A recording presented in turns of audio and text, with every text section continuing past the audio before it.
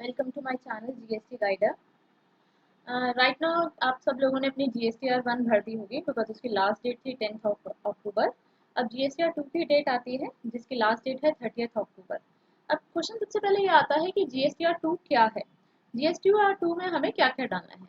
GSTR 2 आपकी purchases के return है, क्योंकि आपको इनपुट टैक्स क्रेडिट लेना है इसलिए आपको अपनी परचेजेस की रिटर्न भी देनी है। परचेजेस की डिटेल आपको अपनी GSTR 2 में डालनी है। उसमें आपका इनवॉइस वाइज डिटेल, जो जो आपकी परचेजेस की इनवॉइस वाइज डिटेल्स होगी आपको वैसे डालनी है। अभी तो हमें जुलाई पीरियड की डालनी है, तो हम जुलाई पीरियड पे आ जाते हैं और स्टार्ट करते हैं। अब आप देखेंगे कि यहाँ पे GSTR 2 के साथ GSTR 2A भी दे रखा है। तो क्वेश्चन उठेगा कि GSTR 2 और 2A में डिफरेंस क्या है। देखिए, आपने किसी से कुछ खरीदा होगा तो वो आपके लिए परचेजेस होगी, किसी के लिए सेल्स होगी। तो जिसने आपको सामान बेचा होगा उसने अपनी GSTR 1 भरी होगी। तो डुप्लीकेसी हटाने के लिए गवर्नमेंट ने आप उसका जो डेटा है जो उसने अपनी सेल्स में डाला है, जो किसी की परचेसेस है, वो ऑटो पॉपुलेट करा दिया। ऑटो पॉपुलेट का मतलब क्या है, जो उसकी सेल्स का डेटा होगा वो आपकी परचेजेस की रिटर्न में अपने आप दिखेगा, आपको डालने की ज़रूरत नहीं है। वो ऑलरेडी आपकी उसमें दिखेगा। और वो कहाँ दिखेगा, वो GSTR 2A में दिखेगा। तो आपने जो भी अपना सामान खरीदा है, और अगर किसी ने आपका एग्जैक्टली सेम अमाउंट का आपका नंबर सेम डाला है और अपने GSTR टाइम से फिल करी है, तो आपका GSTR 2 में आएगा। कब कब नहीं आएगा इसमें डेटा, अगर उसने आपका GSTR नंबर गलत डाल दिया, GSTN नंबर गलत डाल दिया, अपनी GSTR 1 फाइल ही नहीं करी, तो आपका डेटा GSTR 2 में नहीं आएगा। तो अब देखते हैं GSTR 2 में डेटा आया नहीं आया हमारा। हम व्यू में गए, यहाँ पे B2B इनवॉइसेस आएंगे। देखिए, ये किसी से हमने परचेज करा था, तो उसका डेटा उसने अपनी सेल्स में डाला, तो उसका यहाँ पर आ गया। ठीक है, अब हम इसमें सप्लाई डिटेल में जाके देखेंगे कि कितने कितने इनवॉइसेस इसने अपने यहाँ पे डाले हैं। इसने 3 इनवॉइसेस यहाँ पे डाले हैं, जिन तीनों की डिटेल यहाँ पे आ गई है। सबसे पहले आपको अपने बिल्स बुक उठानी है।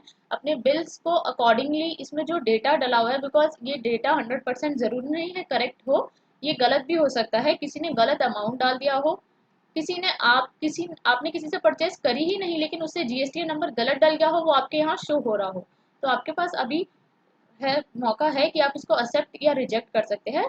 बट आप 2A में नहीं कर सकते, वो आप 2 में ही करेंगे। जो भी डिटेल्स आपकी यहाँ नहीं है वो 2 में डलेगी। अगर कुछ गलत है कुछ सही है, वो आपका एक्सेप्ट और रिजेक्ट 2 में ही होगा, 2A में नहीं होगा। 2A is only a read only file.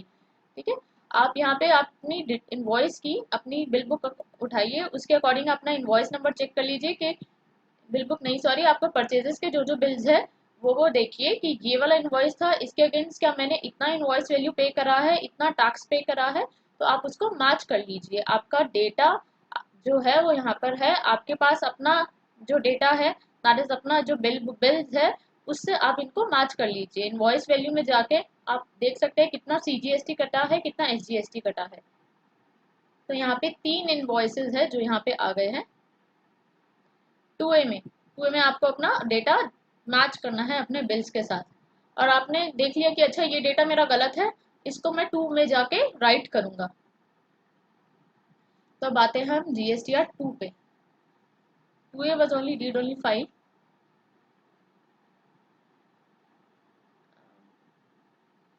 जुलाई में गए हम, GSTR 2 में हम आएंगे, प्रिपेयर ऑनलाइन। देखिए, आपको दिखाती हूँ मैं। अगर देखिए, आप ये सोचेंगे कि मेरे यहाँ पे जो बिल्स है, जो 3A 4A में मैंने जो सामान खरीदा था रजिस्टर्ड पर्सन से, वो यहाँ पे क्यों नहीं आए, क्योंकि यहाँ पे इंपोर्ट करने का एक प्रोसीजर है।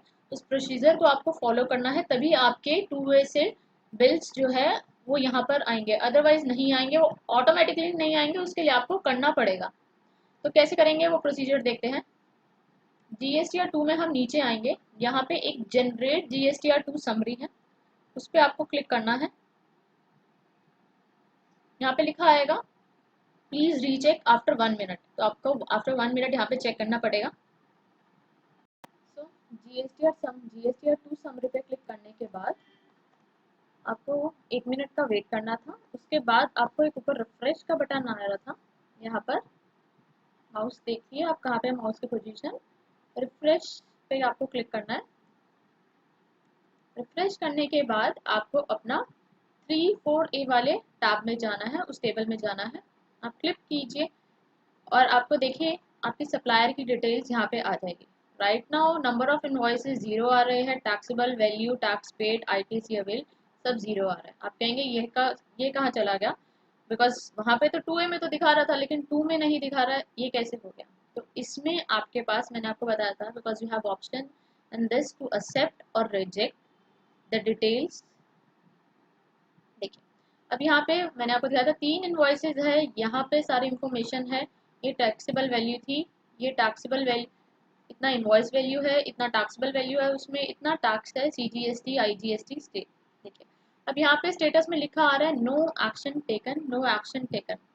देखिए अब एक्शन का बटन है हमारे सामने, इसमें क्या है, देखिए इसमें अगर कुछ डिटेल्स आपकी गलत है, आपको लगता है कि सामने वाले ने आपकी इनवॉइस वैल्यू गलत डाल दी है, इनवॉइस नंबर गलत डाल दिया है, तो आप यहाँ पे जाके चेंज कर सकते हैं, एडिट कर सकते हैं। आप एडिट ऑप्शन में गए, देखिए आप यहाँ पे इनवॉइस वैल्यू चेंज कर सकते हैं। आपके पास क्या क्या ऑप्शन है, सिर्फ आप इनवॉइस वैल्यू चेंज कर सकते हैं। आप जैसे ही इनवॉइस वैल्यू चेंज करेंगे उसके अकॉर्डिंग आप टैक्स चेंज कर सकते हैं, ठीक है। उसके अलावा आप कुछ चेंज नहीं कर सकते, ठीक है। राइट नाउ मेरी ये डिटेल्स सही है तो मैं इसको सेव कर देती हूँ। आप अपनी सारी डिटेल्स अकॉर्डिंगली चेक कर लेना, ठीक है। यहाँ पे जाके आपको इसको अपनी डिटेल चेक करना, तो एक्सेप्ट हो गया है। अब ये तो हो गया, ठीक है। अब ये फाइनली हमसे पूछ रहा है whether you want to accept this और रिजेक्ट दिस। आप नीचे बटन देख सकते हैं, एक्सेप्ट, रिजेक्ट और पेंडिंग, ये 3 ऑप्शन है। अब ये कैसे एक्टिवेट होंगे, ये जो आपको 3 यहाँ पे सेलेक्ट के नीचे 3 बॉक्सेस दिख रहे हैं, जहाँ पे जो जो आपको एक्सेप्ट करना है वो एक्सेप्ट कर लीजिए। सपोज अगर आपको ये रिजेक्ट करना हो, आपको लगता है गलत है इनवॉइस वैल्यू या फिर गलत है इनवॉइस नंबर, तो आप यहाँ पे जाकर रिजेक्ट कर सकते हैं। राइट नाउ मेरे ये तीनों ही सही है तो मैं तीनों एक्सेप्ट कर रही हूँ।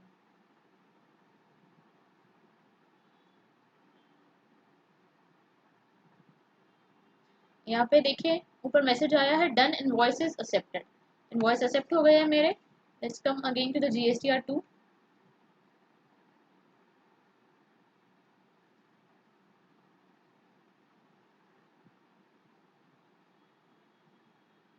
इसको रिफ्रेश करते हैं। सो जो मैंने वहाँ पे एक्सेप्ट कर दिया था डेटा, आप देख सकते हैं जब मैंने वहाँ पे जाके एक्सेप्ट कर दिया था डेटा, तो अब मेरे 3 इनवॉइसेस यहाँ पे आ गए हैं। जो पहले 0 आ रहा था, टोटल टैक्सेबल वैल्यू भी आ गई है, टोटल टैक्स पेड भी आ गया है और कितना आईटीसी अवेल है वो भी आ गया है, ठीक है। अब ये देखिए सपोज मेरा 4th इनवॉइस भी होता जिसमें किसी ने अभी तक GSTR1 भरी ही नहीं है और मेरा 4th इनवॉइस है, तो मैं अपना आईटीसी क्रेडिट लेना चाहती हूँ, तो मैं ऐड मिसिंग इनवॉइस डिटेल्स पे भी जा सकती हूँ, अपनी इनवॉइस डिटेल्स यहाँ पे डाल सकती हूँ। दैट इज अगर कोई सप्लायर का GST नंबर आपको डालना है जिससे आपने परचेज किया है, ठीक है, वो आपको डालना है। सप्लायर का GST number, supplier name, invoice value, यहाँ पे ऑटोमेटिकली आएगा। आप अपना कुछ जिससे आपने परचेज किया है आप उसका सप्लायर डिटेल डाल देंगे तो उसका सप्लायर नेम आ जाएगा। इनवॉइस नंबर डालना है, इनवॉइस डेट डालनी है, प्लेस ऑफ सप्लायर डालनी है, टोटल इनवॉइस डालना है, सप्लायर टाइप डालनी है और इनवॉइस टाइप डालना है। देखिए इसके बाद आता है कि अगर इसमें क्या क्या भरना है। आप GSTR2 में जाएंगे तो यहाँ पे क्या लिखा हुआ है 3-4A में, देखिए यहाँ पे 3 आ गया है, मेरे इनवॉइसेज आ गए हैं, पहले जो 0 था अब इनवॉइसेज आ गए हैं। यहाँ पे लिखा हुआ है inward supply receive from a registered person including reverse charge supplies. That means अगर कोई रिवर्स चार्ज लग रहा है, रिवर्स चार्ज लग रहा है रजिस्टर्ड पर्सन से लेने में, तो वो भी यहाँ पर आएगा। एक क्वेश्चन उठता है कि रिवर्स चार्ज वाले क्या यहाँ पे डालने हैं, जो हम अनरजिस्टर्ड से खरीद लेते हैं वो यहाँ नहीं डालने हैं, वो 4B में डालने हैं। देखिए 4B में डालने हैं। यहाँ पे अगर कुछ हमने रजिस्टर्ड पर्सन से खरीदा है उस पर अगर रिवर्स चार्ज लग रहा है तो वो यहाँ डालना है, ठीक है। 8 मिसिंग इनवॉइसेज में जाएंगे हम। अगर वो रिवर्स चार्ज लग रहा है तो सप्लाई अट्रैक्ट रिवर्स चार्ज में चले जाएंगे हम और डेटा फिल कर देंगे। 4A के बाद आता है 4B।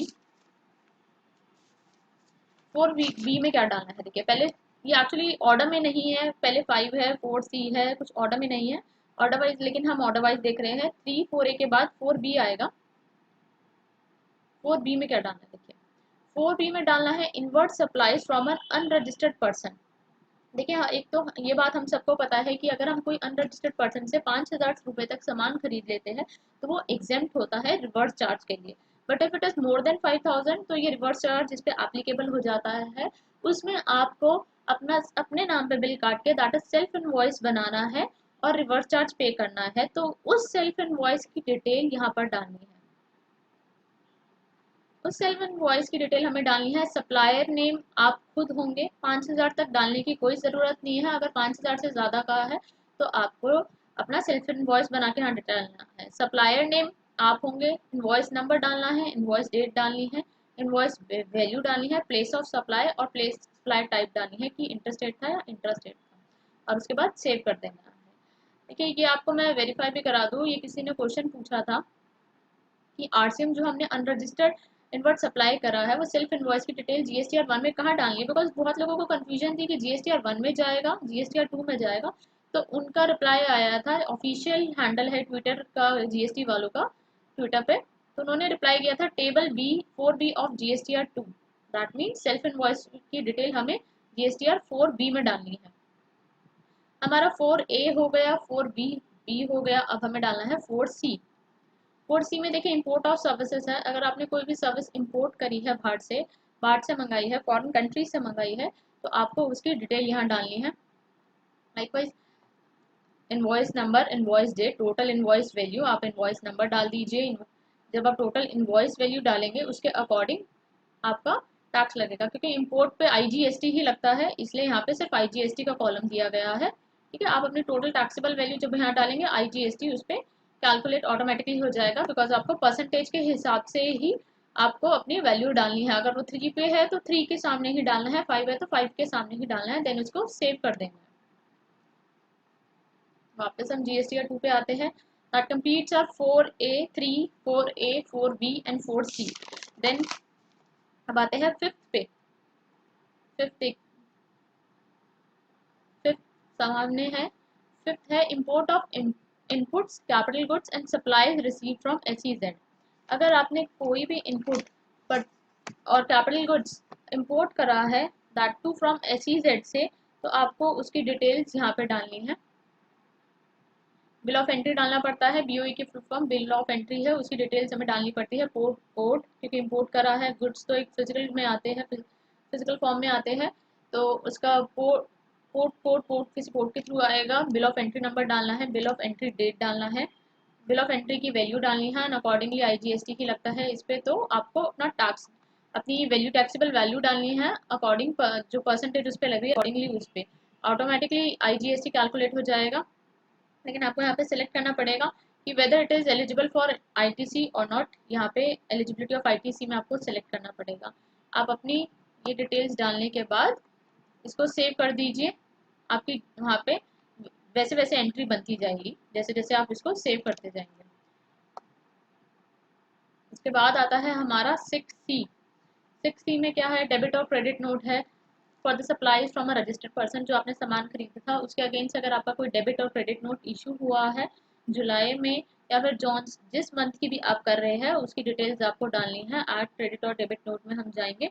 सप्लायर का जीएसटीआर नंबर, सप्लायर का नेम ऑटोमेटिकली आ जाएगा। नोट टाइप कौन सा था, नोट वैल्यू कितने की थी और नंबर कौन सा था, डेट कौन सी थी, ओरिजिनल इनवॉइस नंबर जिसके अगेंस्ट डेबिट और क्रेडिट नोट इशू करा गया है, ओरिजिनल इनवॉइस डेट क्या थी, सप्लाई टाइप कैसी थी, इंटरेस्टेड थी और रीजन भी बताना है आपको कि क्यों इशू करा गया। बहुत सारे रीजन दिए गए हैं, sales return, post sale return थी, डिफिशियंसी इन सर्विसेज थी, करेक्शन इनवॉइस थी, चेंज इन पीओएस था, finalisation of provisional assessment and other.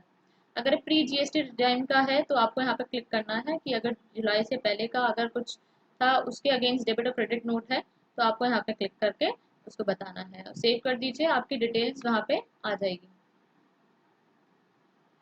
उसके बाद आता है 6 के बाद आता है हमारा 6C के बाद आता है। 6C के दो पार्ट है। 6C में that one is from registered dealer, second is from unregistered supplier.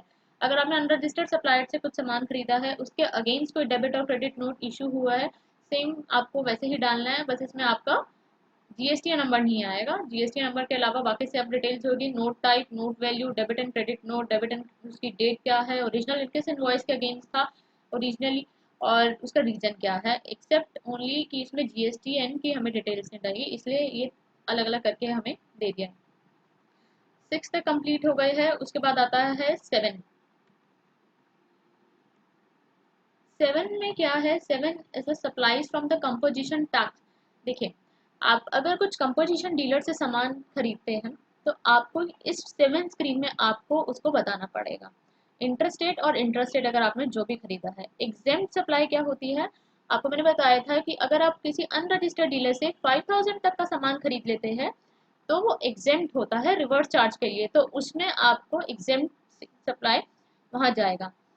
उसके बाद आता है नील रेटेड सप्लाई। अगर कुछ 0% का आपने नील रेटेड खरीदा है तो उसका यहाँ पे जाएगा। लाइकवाइज जैसे ऑर्गेनिक मेन्योर जो होती है वो 0 रेटेड है, if it is not branded, तो वो नील रेटेड में जाता है। और नॉन GST सप्लाई में लाइक इलेक्ट्रिसिटी, डीजल, अगर आपने कुछ खरीदा है तो वो यहाँ पर आएगा 7 में। That means composition, exempt, nil rated and non GST supply हमारी 7 में आएगी। 7 भी कंप्लीट हो गया। उसके बाद आता है 8।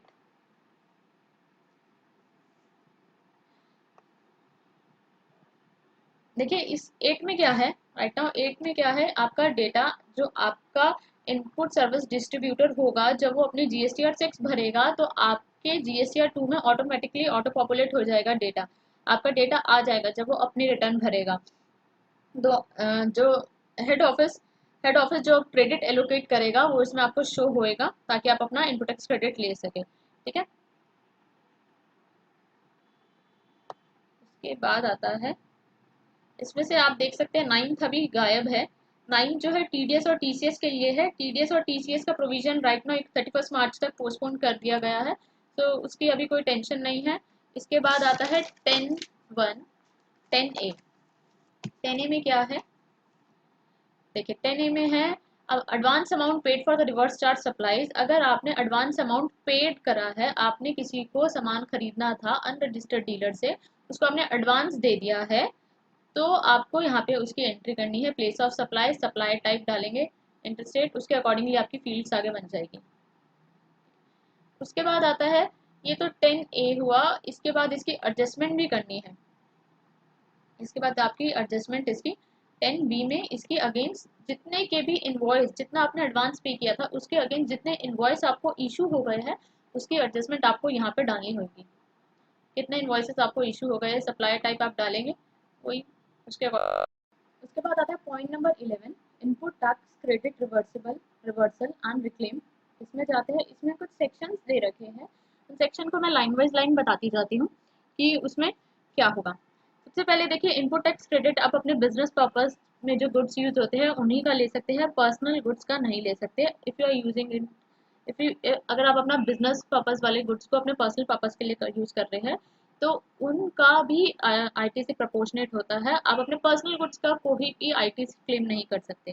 तो सबसे पहले इसमें आता है amount in terms of rule 37(2). इसका क्या है, इसमें है जिस इनवॉइस का पेमेंट इनवॉइस इशू होने के डेट से 180 दिन के अंदर नहीं हुआ है उसका ITC आप क्लेम कर चुके हैं तो रिवर्स हो जाएगा। अगर आपने कोई पेमेंट का इनवॉइस के अगेंस्ट जो इनवॉइस इशू हो गया था लेकिन उसका 180 दिन के अंदर पेमेंट नहीं करी है तो उसका जो ITC है वो रिवर्स हो जाएगा। और आपने अगर ITC क्लेम कर लिया था तो वो रिवर्स हो जाएगा। उसके बाद आता है amount in terms of rule 42(1)(m). इसका क्या है, अमाउंट ये केवल ISD इनपुट सर्विस डिस्ट्रीब्यूटर के लिए है। अगर सेलर के द्वारा हेड ऑफिस को कोई क्रेडिट नोट इशू किया गया है तो उस क्रेडिट नोट के अगेंस्ट जितना ITC कम हुआ है उतना ITC का रिवर्सल होगा। उसके बाद आता है 43(1)(h).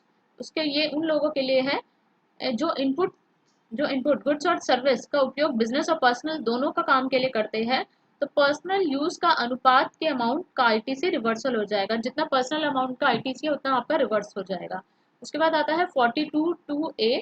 इसमें ये पॉइंट्स कैपिटल गुड्स के लिए है। अगर if you are using capital goods for a personal purpose तो ये उसके अकॉर्डिंगली जो 43 उसमें हुआ है, जैसे आपका वापस आया था पर्सनल पर्पस के लिए तो ये कैपिटल गुड्स के लिए वापस रिवर्स करना पड़ेगा। उसके बाद आता है 42(b). 42(b) में है ये एनुअल रिटर्न फाइल करने के बाद होता है, मतलब एनुअल रिटर्न आपकी जो जब आप भरोगे ईयर की ये तब कैलकुलेट होता है। अगर एग्जेम्प्टेड या नॉन बिजनेस पर्सनल इनपुट्स का ITC उस साल में एक्चुअली रिवर्ट से ज़्यादा है, अगर एग्जेम्प्टेड या non business that is personal inputs का आईटीसी उस साल के एक्चुअली रिवर्स आईटीसी से ज्यादा है तो डिफरेंस अमाउंट को आउटपुट लाइबिलिटी में जोड़ दिया जाता है, प्लस आपका इंटरेस्ट भी लगता है। उसके बाद आता है on account of amount paid subsequent to reversal of ITC. ये पॉइंट ये पॉइंट नंबर जो अभी मैंने इससे पहले बताया उसका अपोजिट है कि अगर एग्जेम्प्टेड है नॉन बिजनेस पर्सनल इनपुट्स का आईटीसी उस साल के एक्चुअली रिवर्स आईटीसी से कम है तो डिफरेंस अमाउंट का आईटीसी क्लेम किया जा सकता है।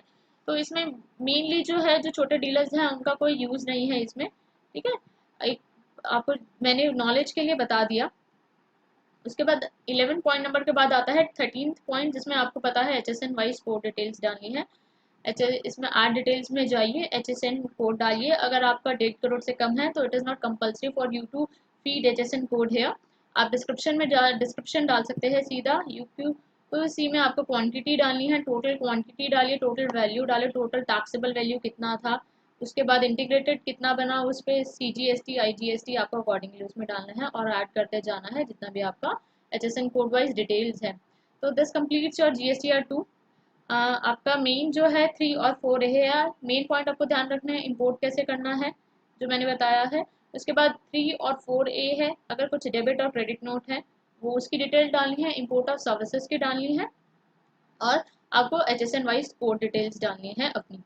तो ये आपका कंप्लीट हो जाएगा। GSTR2 कंप्लीट होने के बाद आप ITC जो आप क्लेम कर सकते हैं उसको क्रॉस वेरीफाई कर सकती है गवर्नमेंट कि आपने GSTR3 में ITC जितना लिया है क्या वो एग्जैक्टली सही है या नहीं है। अगर नहीं हुआ तो आपको और टैक्स भरना हो सकता है, अगर ठीक हुआ तो कोई प्रॉब्लम नहीं है। तो अपनी GSTR2 बहुत ही ध्यान से भरिए। उसके बाद इसको फिल करने के बाद एग्जैक्टली वही प्रोसीजर है कि यहाँ पे क्लिक करना है एक्नॉलेज को, आई एक्नॉलेज ये डिक्लेरेशन देनी है। प्रीव्यू में जाके आप अपनी डाउनलोड कर सकते हैं कि क्या आपने डाला है और सबमिट कर देना है। सबमिट करने के बाद आप इसको फाइल रिटर्न पे जाएंगे तो आपको PVC OTP आएगा वो डाल सकते हैं या डिजिटल सिग्नेचर के थ्रू कर सकते हैं। So guys, if you like this video, do click on the like button and subscribe my channel GST Guider. And if you have any query, post in comment section. Thank you.